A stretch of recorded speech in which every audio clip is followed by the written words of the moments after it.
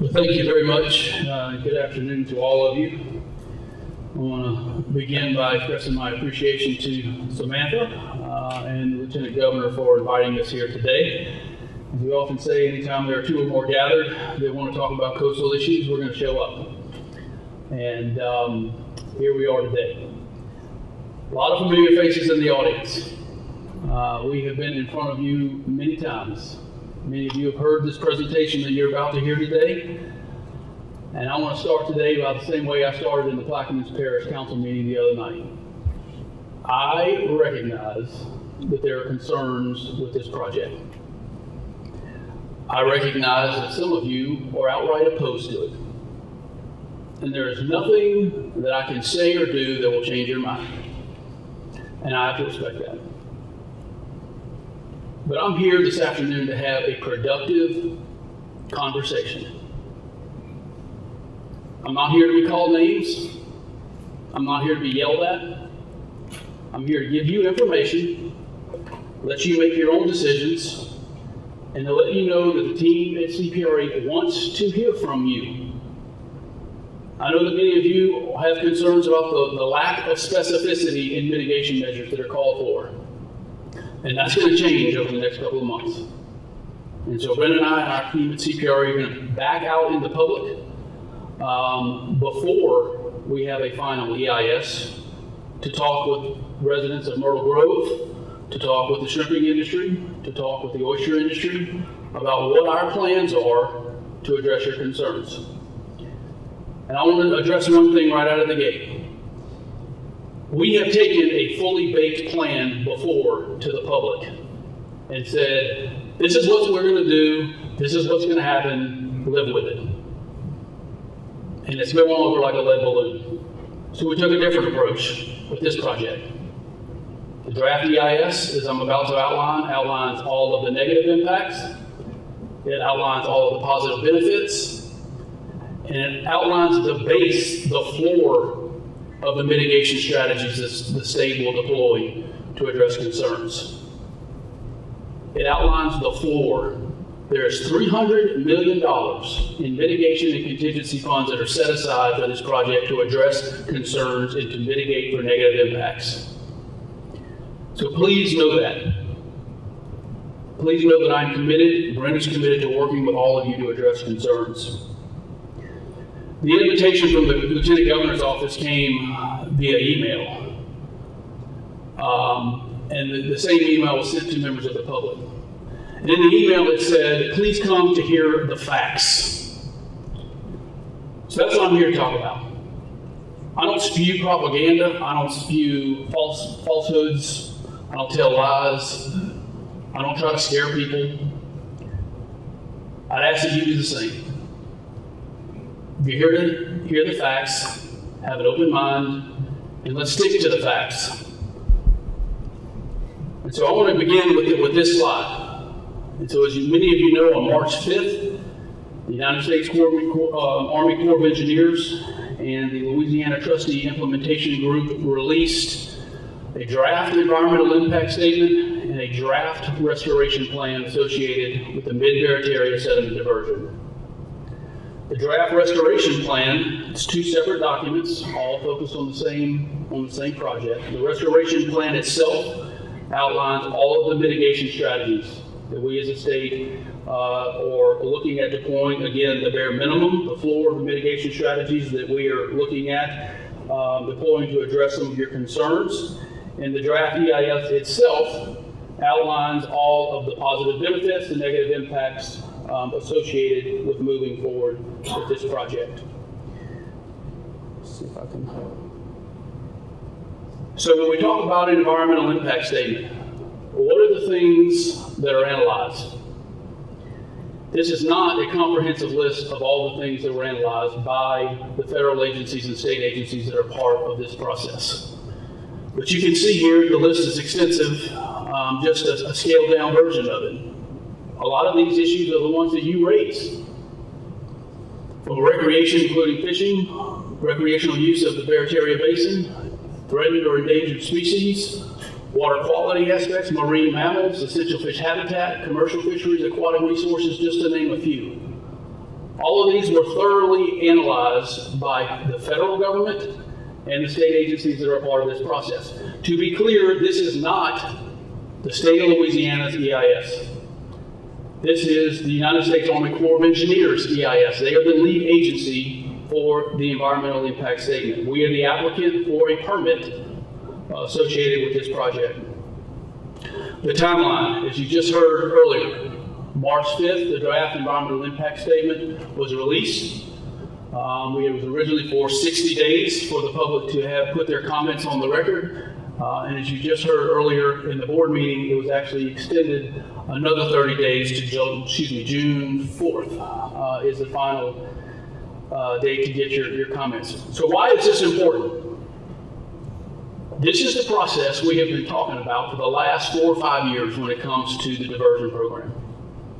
Is that when we have information, we're going to take it to the public and let you form your opinion, show you all the benefits, the negative impacts, and then let us hear from you what you want us to do to address those concerns.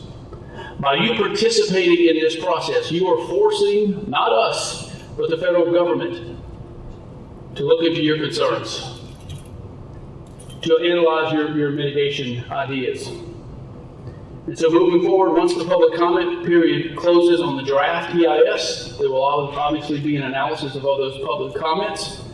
As I just noted, Brent and I will be back in front of the public again in Plaquemines Parish seafood industry representatives to talk about more specificity on the things that we're going to be including or asking the federal government to include in the final EIS. A final EIS will be issued in March of 2022, and then which will be followed by a record of decision and ultimately a permit if we are successful. Now, once a permit, if it is issued, and we are allowed to move forward with construction, you're looking at a 4 to 5 year construction timeline. So you're still several years away from actually seeing dirt turning on this project, and even a longer period of time before the diversion would even be operational. So let's talk about some of the project benefits. So from a land building standpoint, we're talking about 25 to 35 square miles. We're talking about 17,000 to 24,000 acres of land. That's what the diversion will build in and of itself. That does not take into account the land that will be sustained by implementing this diversion. It does not take into account the land that will be sustained through our dredging projects, nor the land that already exists today. This whole concept is about mimicking the natural process that created the state of Louisiana to begin with. So the land building speaks for itself. There are other project benefits associated with this project. Benefits to aquatic species such as largemouth bass, red drum, Gulf menhaden, bay anchovy, blue crab, white shrimp, to alligator, green-winged teal, to recreational use benefits, to duck hunting, bird watching, and recreational fishing, just to name a few. We've been very clear, we've been very transparent. There are negative impacts associated with this project. We are not hiding behind those. Particularly, there are negative impacts to brown shrimp, there are impacts to oysters, impacts to marine mammals, impacts to communities outside of flood protection, and environmental justice communities and populations. So let's start with brown shrimp and oysters. The mitigation strategies that we're looking at, you got $33 million, again, the floor to address impacts to the oysters and shrimping industry. Some of those mitigation strategies look at establishing new public sea grounds in the lower basin, where the salinity regime will be suitable for oyster harvesting and perhaps brown shrimp production. Providing coastal material to enhance public and private growing areas, enhance oyster broadstock reefs, assistance in transition to off-bottom culture, vessel refrigeration, funding gear improvements to increase efficiency. All of these recommendations that you see listed here have come from recommendations from the oyster industry and shrimping industry. Louisiana Seafood Future focus groups that the governor stood up. He says, if we're going to do this, I want recommendations from the ground up, not the top down. I recognize that many of you in the audience do not think that these are sufficient. Again, tell us what you'd like to see. Dolphins, marine mammals. There has been a lot of conversation about the Marine Mammal Protection Act. And I want to set the record straight, if I could, on this issue. It has been said in public forums around South Louisiana that the CPRE pulled a fast one, that under the cover of darkness, we snuck a provision in a federal legislation that gave us a waiver on the Marine Mammal Protection Act. This issue was talked about in CPRE board meetings, in Governor's Advisory Commission meetings, and levy consortium meetings, and public forums time and time again about our efforts to work with the Trump administration on regulatory reform issues. Why do restoration projects have to be looked at in the same lens as projects that are doing harm to the environment? This provision was supported by the entire congressional delegation. This was not pulled in the cover of darkness. So the impacts to dolphins assume, number one, that they don't move or transition to other areas, and they do not take into account the mitigation strategies that we are going to deploy to rescue stranded dolphins, to help transition them to other areas. So we're going to fund $40 million worth of stewardship for marine mammals, $20 million for monitoring, for stranding network opportunities, funding efforts to reduce other stressors on dolphin populations, and establish contingency funds to address potential declaration within the Barataria Basin. So there have been presentations that have been handed out to legislators on this that show the impacts to the dolphins from the Bonnie Carey spillway opening. The Bonnie Carey spillway is about 1.5 miles long. It pumps about 350,000 CFS of fresh water into Lake Pontchartrain. 1.5 miles long. And we have elected officials here that say the Bonnie Carey spillway is the exact same thing as a 200-foot wide sediment diversion. Think about that for a second. 1.5 miles long structure that is operated full speed for months at a time, that does nothing to analyze negative impacts. It just pumps water to lower levels on the river. Mid-Barataria sediment diversion is a 200-foot wide channel. A strict operational regime. It will only be operated at certain times throughout the year. It is engineered completely different. It will be constructed completely different than the Bonnie Carey spillway. We've got representatives here from the state of Mississippi. We've met with Senator Hyde-Smith probably 4 or 5 times on this project, including the Mid-Breton project. I recognize that there are concerns with local municipalities on the Breton. But if you look at the path that Mid-Breton sediment diversion would have to take to impact the waters in Mississippi, it is not a direct line like the Bonnie Carey spillway has. So let's talk facts. Let's compare apples to apples. Stop comparing the Bonnie Carey spillway to sediment diversions. It's a false and inaccurate comparison. Mr. Chairman, I will be happy to answer your questions, Jakoff, in just a second, please.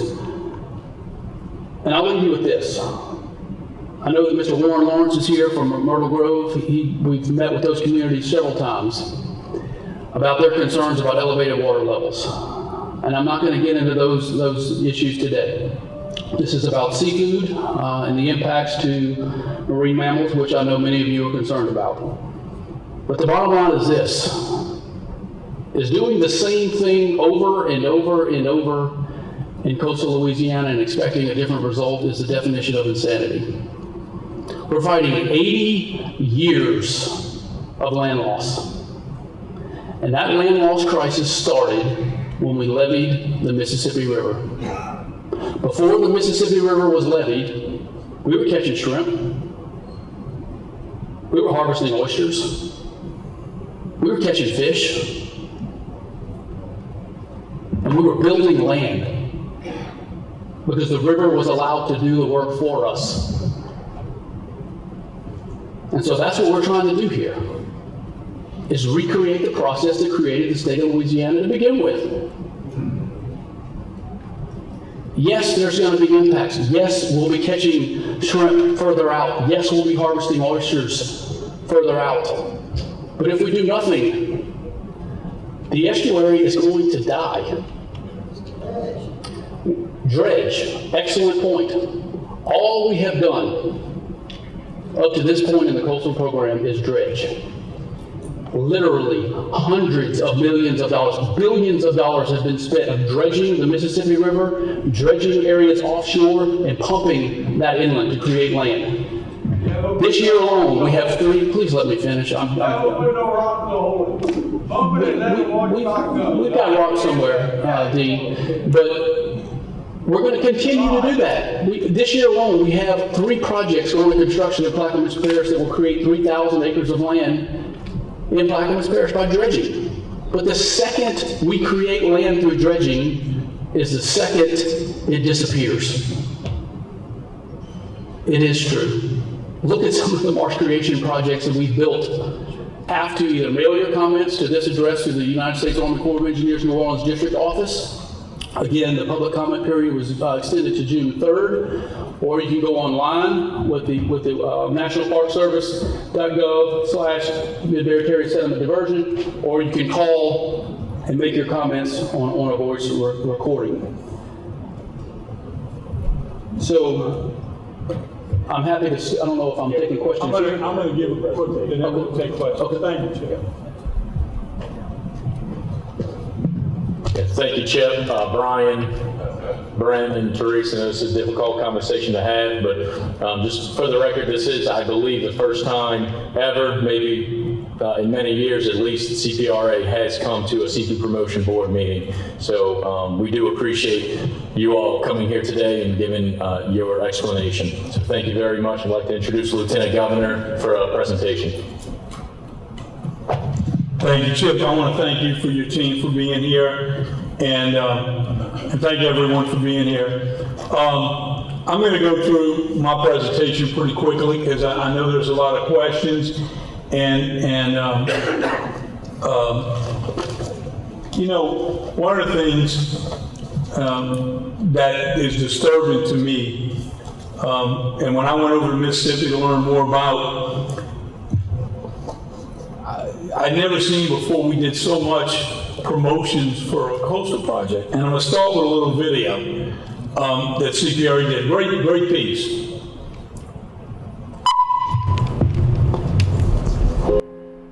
The ongoing loss of Louisiana's coast threatens the safety and future of our entire region.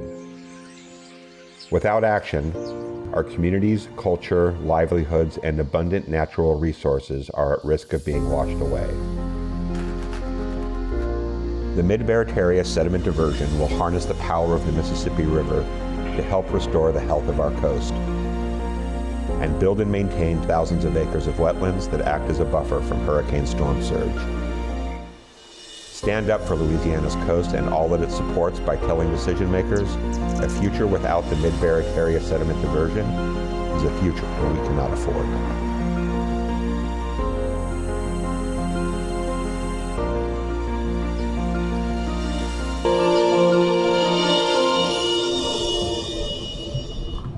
Beautiful video. It makes you think this is our only way of saving the coast. I was very disappointed in the Lake Pontchartrain Basin Foundation, which I've supported. I actually threw their first fundraiser ever in the lake, and my catering company paid for everything.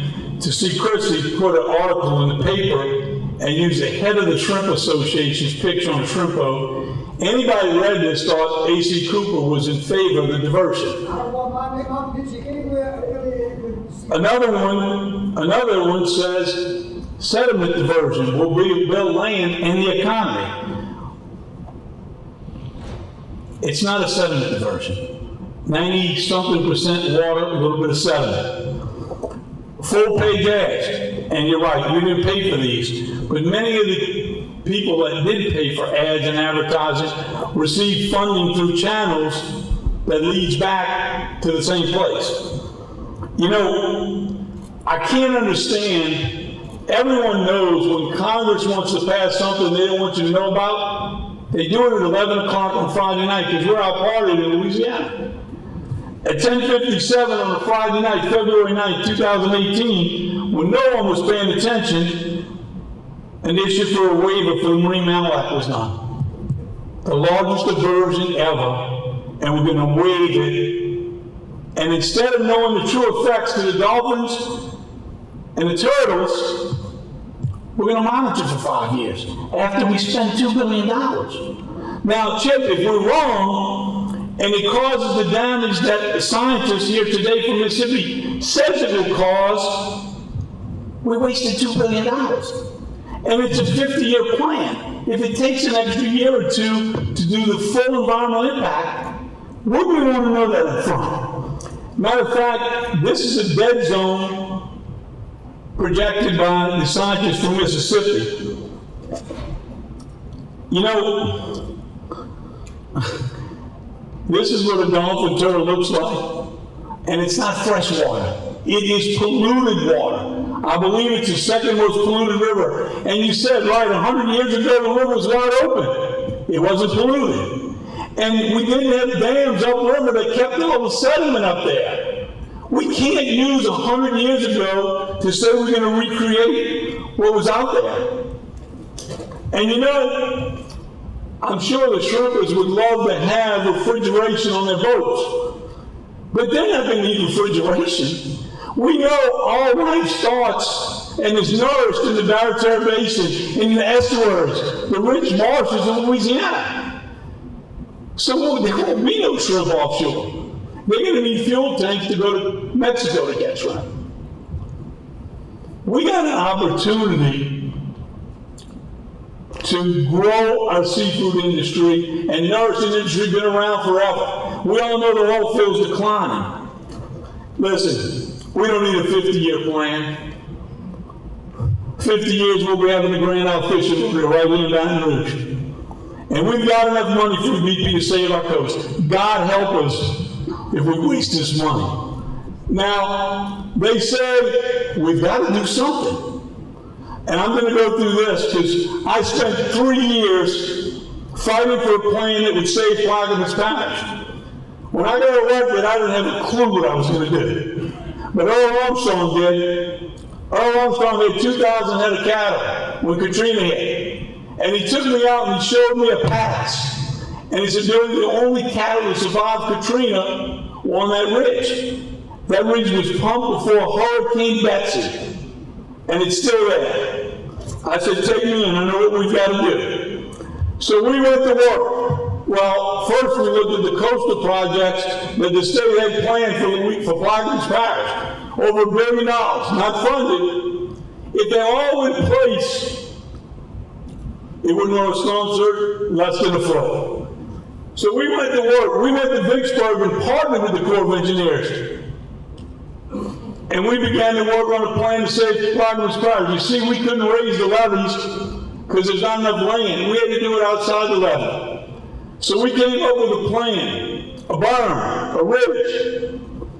And that ridge put the levee back, certified by the Corps, 1,000 feet, 8 foot down to the marsh. I need more water. It's certified the lower storm surge 5 feet. Now I thought we'd go start and pump it behind the levees. Doctor said, "Hey," and the engineer said, "No, it won't last. You've got to find sustainable ridges." So we went out and took soil samples and found oyster ridges, natural ridges out from the levee that would sustain that height for the longest period of time to give us a fighting chance. That's true. I've been around a long time with CPRA. We never admit when we make mistakes. This is $25 million in Plaquemines Parish. That's it 6 months later. It's gone. We have wasted more money on coastal projects that are not sustainable. And we need to admit when we make mistakes. Now, I went to Washington, D.C. because the berm was great. But if I'm not going to lower your insurance, I can't use public money. So after 2 years of getting Craig Fugate to write a letter recognizing our berms as flood protection, well, we cracked open the champagne department, Ms. Parrish. We've got a plan, and by the way, it's $3 sand out the river instead of $50 clay, and we're going to save the parish. As a matter of fact, the plan was so good. If you remember President Obama agreeing to build the berms to keep the oil out the marsh, it was our plan. And as a matter of fact, we were told we were going to destroy the Gulf because we got that permit in 19 days. Colonel Lee helped us get it. We didn't cut any corners. We answered every call. There is a berm keeping the oil out the marsh. As a matter of fact, the Lake Pontchartrain Basin Foundation said we were going to destroy the Gulf. 6 months later, he came back and said the silver lining to the oil spill was the berms built to save many of those small Pelican Islands. It was such an incredible plan put together by a big team. Dredge Magazine wrote a letter, an article, and said this is how we save the coast. There were bumper stickers, Billy's berms, when President Obama first turned them down. Listen, if I'm wrong, I want to do the right thing for Louisiana. Not because of the engineering and the consultants. I want to do what's best for you, the people.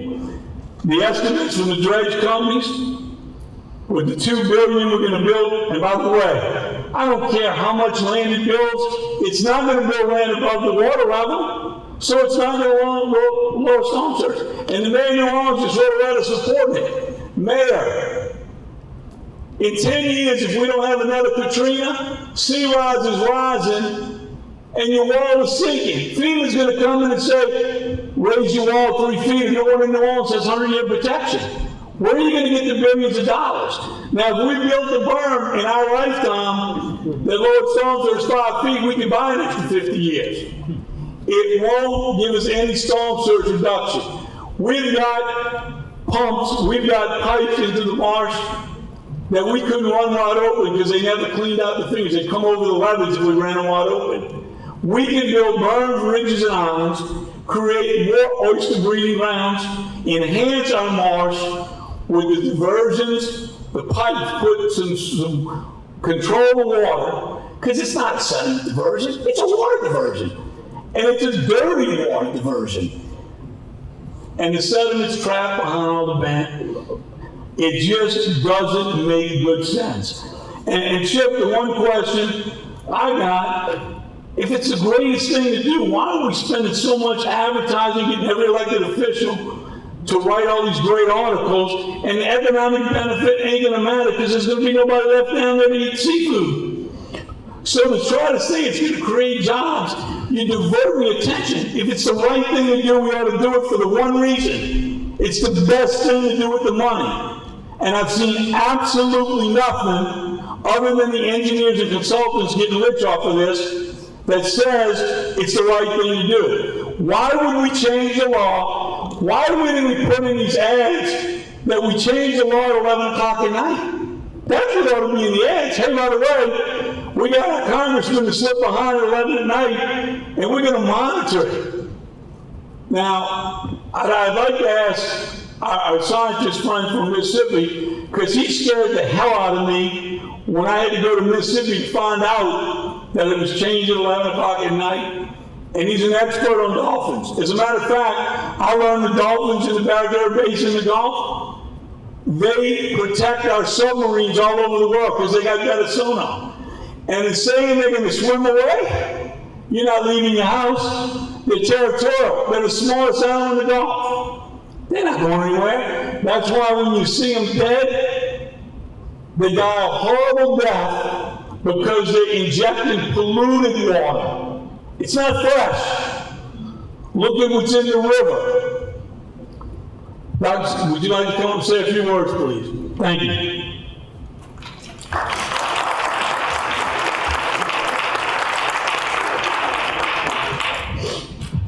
Let's hard to follow our Lieutenant Governor. I think he stole my speech. I think he remembers everything I told him. Well, my background is I have a PhD in marine biology.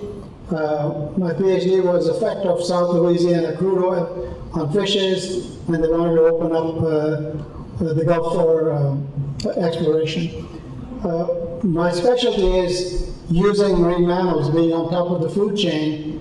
They're considered a sentinel species or a canary in the mine.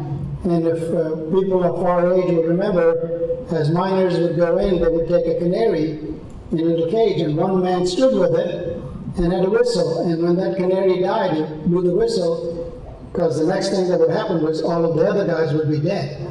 And that's what we have used marine mammals as the biological indicator of the environment. If they're doing well, they're doing fine. They're territorial, they live in these areas. I mean, you can't have an Eskimo leave that area because they can come to Louisiana. They're going to die there because that's their home. And so by monitoring these animals for the past 40 years, Mississippi has the largest dolphin population in the United States. We are connected to Louisiana. These animals do not see these artificial lines. Their habitat is the same.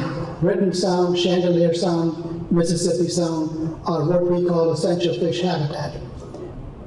Fish born in one area grow in another. What you're going to do is what happened to us in 2019. Our entire collapse of our ecosystem, dolphins, turtles, shrimp, oysters, blue crabs, and that was only 123 days of the opening of the Bonnie Cave Spillway. And it wasn't 350,000 CFS, it was less than that. Came into Lake Pontchartrain and then slowly trickled into our Mississippi Sound and other areas. There's lots of politics, lots of stuff. All I can tell you is that it wiped out our fishery, it wiped out our economy. There were estimates of a damage of about 500 million to $1 billion. Tourism went to hell in a handbasket. That was just one episode. They had that in 2011. Our fishery got wiped out, blue crabs, oysters, and so on and so forth. So we've been monitoring this for many years. And what we're pointing out that there are other options that should be looked at. Monitoring them after they're dead, it really doesn't mean anything. And when the animals on the top of the food chain die, don't expect anything under them to survive. Just like humans, we will survive the gravest of situations, but when everything is gone, we'll be the last to go. And that's what happened to these high-profile, high-trophic level species. So I think I was very impressed with Lieutenant Governor. I think he has a really good idea of what can be done. There may be other options we need to explore. What happens to Louisiana is going to happen to us. Even though this discussion is Mid-Barataria Bay, the next one is Mid-Britain. And even though Mid-Britain, according to our speaker, has a little distance, but what I want to point out to you, it's one ecosystem. All the waters are connected. The fish that are born or the shrimp that are born in one area growing in another, and vice versa. So if you want to kill the goose that lays your golden egg, this is the way to do it. This is polluted water. This is what has happened to the dead zones. You've had already seen that for the last 30 years. At times they're as big as 8,000 or 9,000 square miles where nothing can grow. And so when you start pouring this water over a long period of time, and the last thing I want to say is predictions. I mean, I'm amazed that we're predicting 50 years. I don't think that anybody in this room or a meteorologist can predict 2 weeks from when you decide that there's going to be a hurricane where it'll land. If we can't predict 2 weeks in advance, how can we predict 50 years what's going to happen? So I think we should think hard. I'm not saying that there are probably good elements, bad elements, but there's a lot of politics in it. But all I can say is that if this goes through as it is, there will be ramifications that there's no turning back. Once the ecosystem is destroyed, there's no say, oops. You also have had 7 or 8 other diversions, both on the east side and the west side of the river. I think you should look and say, what have they done? I don't think, to my knowledge, they've been very successful over the past 20, 30 years. So It's a very complex, it's very difficult to address all these issues within a short period of time, but all I can say, I'm very impressed with your Lieutenant Governor. The ideas that he's projecting are worth looking at. They may have to be refined, but he has articulated the points that we have made. There are many other points that we can make, which would be very helpful to you guys in your future, because at the end of the day, oil and gas is going to be gone. We'll be driving something else in 15 or 20 years. Food scarcity is going to be the key. And if you don't have food, we won't be able to survive. And so this is your seafood basket, and the goose that's laying the golden egg. Said it. Thank you so much. You know, one of the points made, we had the largest dead zone in the Gulf ever last year. And offshore, the water movement is 10 to 15 feet every day. In the Mid-Barataria Basin, I believe it's less than 2 feet. We're going to dump all that in there and hope it doesn't kill everything. But we changed the law on the environmental impact to fast track it.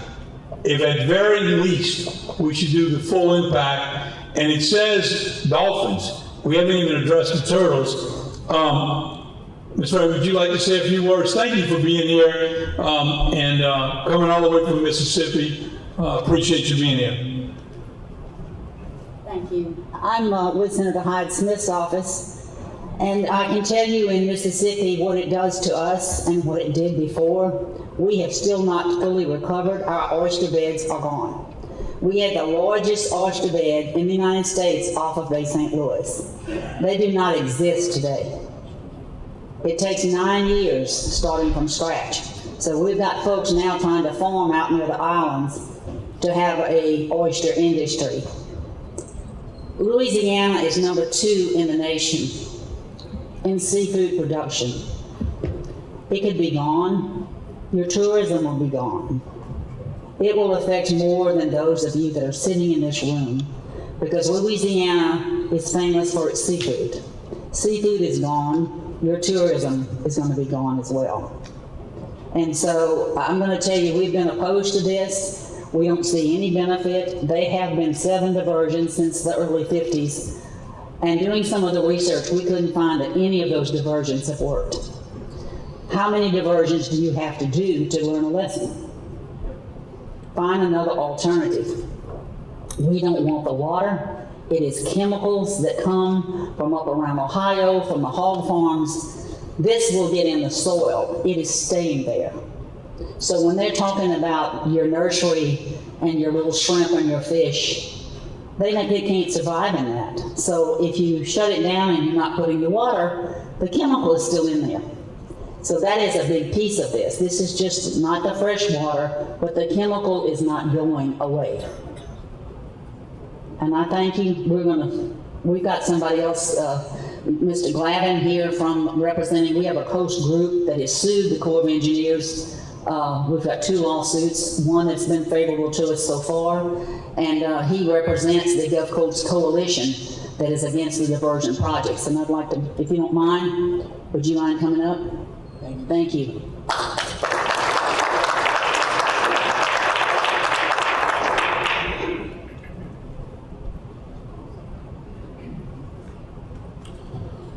Lieutenant Governor, I appreciate the invitation very much.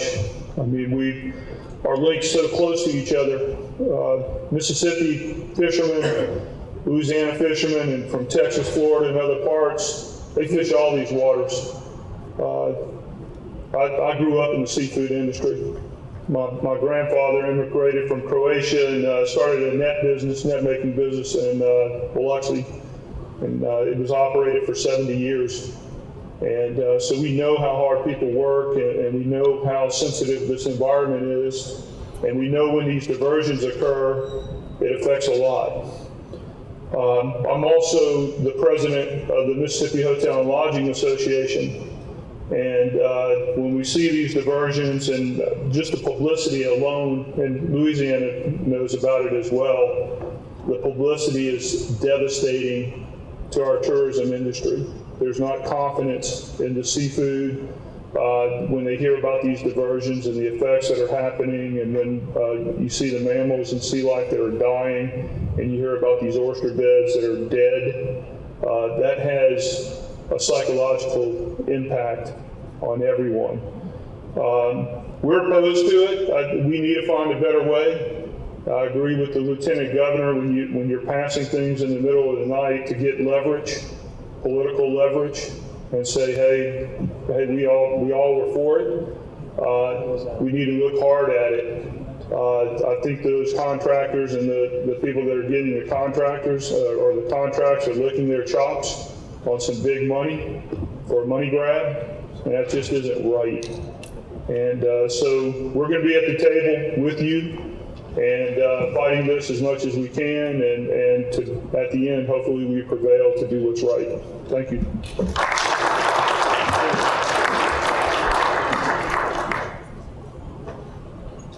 Thank you very much. We have about 15 minutes left. I'd like to open the floor up for statements. If anybody has any questions, but ask that we please just keep this limited. Can I address that, please? Because Mr. Cooper, I wanted to address that head on because, look, I watched the Lieutenant Governor's comments in front of the St. Bernard Parish Council meeting when he presented. Number one, that is not our op-ed. Number two, that is not our video. There is no funding. There is not a dime of funding that has come from CPRA to fund that video, or do we have any involvement in writing that op-ed? I wish I could control with the newspapers what pictures they use on op-eds that we did write.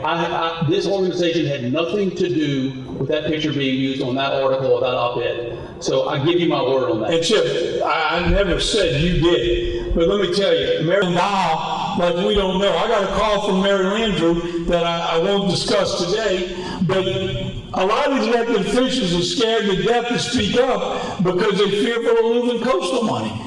So if we want to get into a debate on honesty, ethics, and being full open, answer the question, why did we change the law at 11 o'clock at night, and why are we not going to do the full environmental impact to know the full effects that Mississippi and every fisherman in the state thinks will devastate the industry? Why wouldn't we want to know up front exactly the harm it's going to cause? So do you want me to answer that question? Number one, Lieutenant Governor, I want to say this with all sincerity, is that I respect your position as a statewide elected official. And I want to be respectful in my comments to you. But what you're saying is just false.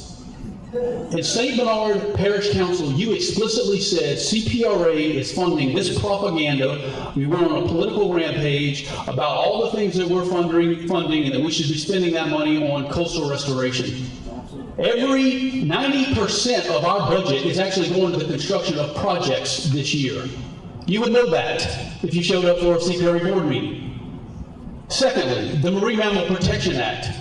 This wasn't the single piece of this bill. This was a large budget reconciliation bill. It wasn't snuck in at the last hour. It went through the House, it went through the Senate, it was a conference committee. Again, we talked about this. Why did we amend it? Because the Marine Mammal Protection Act never envisions projects of this nature that actually sustains the ecosystem. They envision projects like building Home Depots or strip malls in the middle of wetlands that have a detrimental long-term effect where you're destroying the environment. The Marine Mammal Protection Act was done in consultation with NOAA, sir. In consultation, in conversations with them. They determined in conversations with Senator Hyde-Smith, Senator Cassidy, Senator Kennedy, Senator Wicker, that yes, the project is consistent with the Marine Mammal Protection Act because over the long term, you are sustaining their habitat. So once again, in my opening comments, I talked about the Bonnie Carey Spillway opening. What happened in 2019 when the Bonnie Carey Spillway was open? You had it open twice. You had record river levels in Mississippi, Atchafalaya, in the state of Mississippi, and you had record rainfall. The entire Gulf Coast was saturated with fresh water. The dolphins had nowhere to go. That is not a fair comparison to what we're doing with this sediment diversion.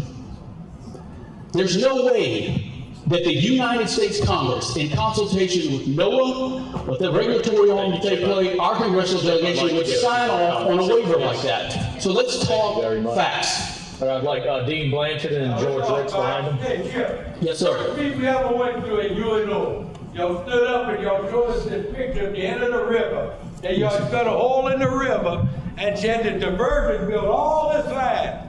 And a man got up and asked y'all, did y'all use the dredge?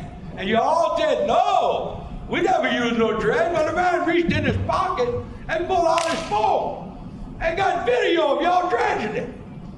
Right? Yes. Right? Why you lied from day one if it's so good?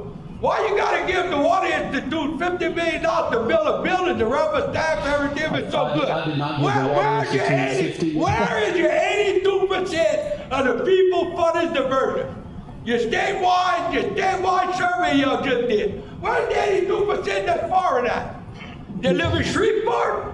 Where they at? No, sir. If you look at You want to come and mess up my house. You want to take 200 foot of the river. And the river used to flood all over. Used to flood in Baton Rouge. But you don't want to mess that levee up. You want to come cut for us. That's not accurate either. There are other diversion projects that are called for further up. All right, thank you very much, George Ricks. How can we let this continue? Dean, if you would. We did not give the Water Institute Speak, please. $80 million. That is completely false. What? That we gave the Water Institute the Gulf aid. We didn't fund that. Who's building that building? We got just a few minutes left. I'd like to have George Ricks say a few words. Thank you. George, go ahead.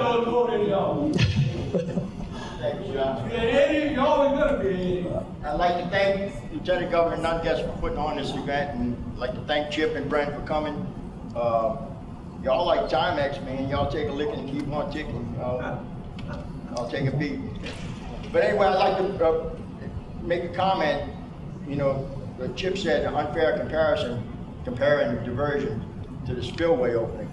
A 250-foot wide channel isn't the same as spillway opening. What I'd like to point out is the spillway opening in 2019 was a 123-day event. The spillway has a capacity of 250,000 cubic feet a second. It averaged 143,000 during that 123-day event. If you do the math, it put in approximately 10 trillion gallons of water into Lake Pontchartrain, which in turn went towards Mississippi Sound. If the big Breton diversion would have been built and operated under their proposed operational regime in 2019, according to the 1 million cubic feet a second river flow, operated at 75,000 cubic feet a second, it could have been operated for 201 days and put in 9.7 trillion gallons of water. And I'd also like to point out why Mississippi is concerned. Rightfully so, as the crow flies, actually 10 miles closer than the spillway. So while this 123-day event, it cost $258 million in declared fisheries disaster. Compare that to 201 days every year. Not that the diversion will be open for 201 days every year, but there will be 2 diversions. So your bargain, you say that the floor level $300 million for mitigation sounds like a lot. 123-day event costs $258 million. I don't think the $300 million is floor level. I think it's bottom basement level. I think the mitigation figure, I don't think there's, just to be honest with you, I don't think there's enough money in a $50 billion plan to pay for the mitigation in these 2 projects. How many dolphins did you kill when they opened the spillway for those days? I think over 300 dolphins.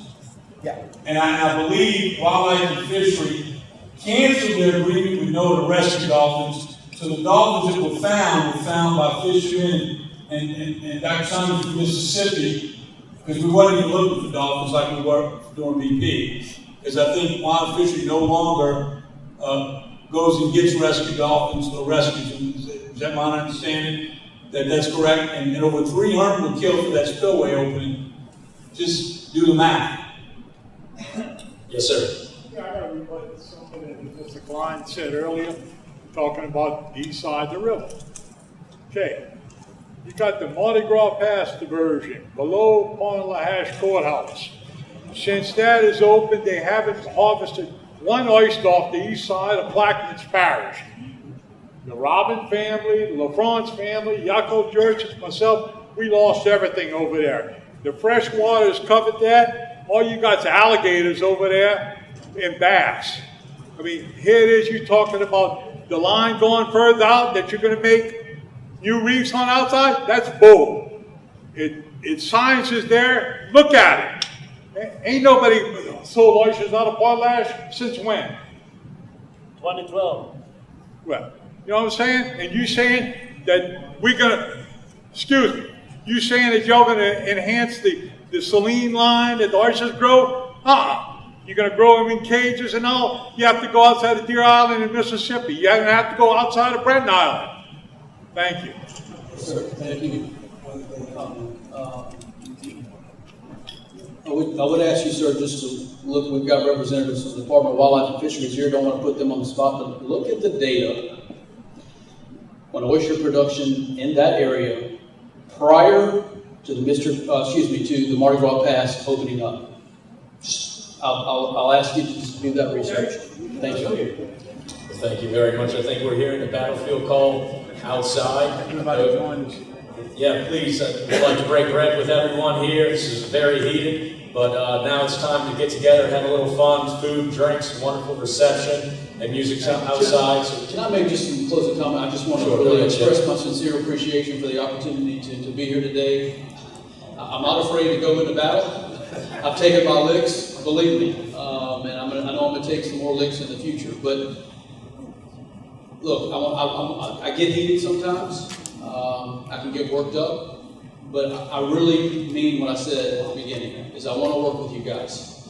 If you look at the coastal master plan, it's not just diversions, it's not just dredging, it's not just the Lieutenant Governor's plan, it's all of those things.